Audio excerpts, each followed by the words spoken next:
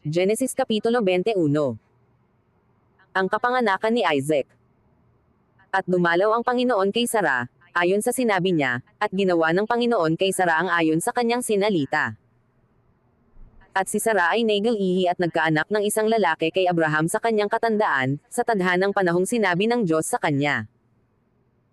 At tinawag na Isaac ni Abraham ang ngalan ng kanyang anak na ipinanganak sa kanya, na siyang ipinanganak ni Sara. At tinuli ni Abraham si Isaac nang magkaroon ng 8 araw gaya ng iniutos ng Diyos sa kanya. At si Abraham ay may 100 taon, nang sa kanya ipanganak si Isaac na kanyang anak. At sinabi ni Sara, pinatawa ako ng Diyos, sino mang makarinig ay makikitawa. At sinabi niya, sinong nakapagsabi kay Abraham na si Sara ay magpapasuso ng anak? Sapagkat ako'y nagkaanak sa kanya ng isang lalaki sa kanyang katandaan. At lumaki ang sanggol, at inihiwalay sa suso, at nagpiging ng malaki si Abraham ng araw na ihiwalay sa suso si Isaac. At nakita ni Sara ang anak ni Agar na taga-Ehipto, na ito'y nagkaanak kay Abraham, na tumutuya sa kanya. Kaya't sinabi niya kay Abraham, palayasin mo ang aliping ito at ang kanyang anak, sapagkat hindi magmamana ang anak ng aliping ito na kaati ng aking anak, sa makatuwid bagay ni Isaac. At ang bagay na ito ay naging lubhang mabigat sa paningin ni Abraham dahil sa kanyang anak. At sinabi ng Diyos kay Abraham, huwag mong mabigitin ito sa iyong paningin dahil sa iyong alipin, sa lahat na sabihin sa iyo ni Sara, ay makinig ka sa kanyang tinig, sapagkat kay Isaac tatawagan ang iyong lahi. At ang anak din naman ng alipin ay gagawin kong isang bansa, sapagkat siya'y anak mo. At nagbainggong maaga sa kinaumagahan si Abraham, at kumuha ng tinapay at ng isang bandgang balat ng tubig, at ibinigay kay Agar, na ipinatong sa kanyang balikat, at ang bata at siya ay pinapagpaalam, at siya'y nagpaalam at naggala sa ilang ng Beerseba.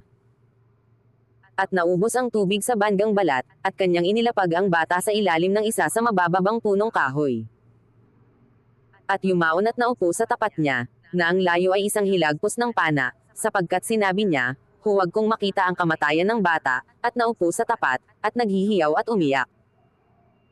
At narinig ng Diyos ang tinig ng bata, at tinawag ng anghel ng Diyos si Agar, mula sa langit, at sa kanya'y sinabi, na ano ka Agar?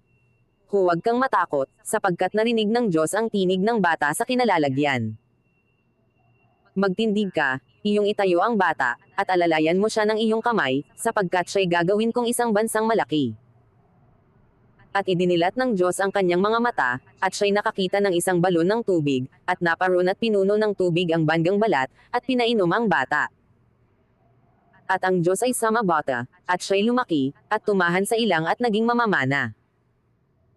At nanahan siya sa ilang ng paran, at ikinuha siya ng kanyang ina ng asawa sa lupain ng Ehipto.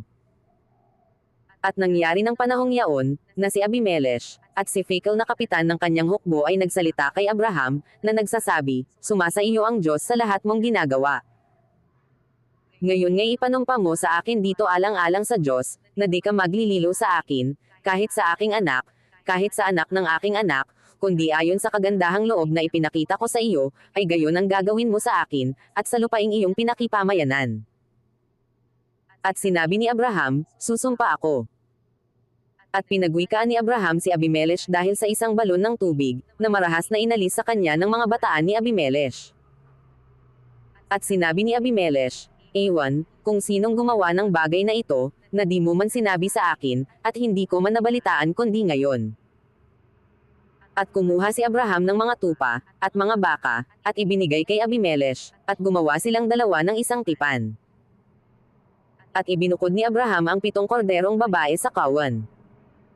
At sinabi ni Abimelech kay Abraham, anong kahulugan nitong 7 korderong babae na iyong ibinukod?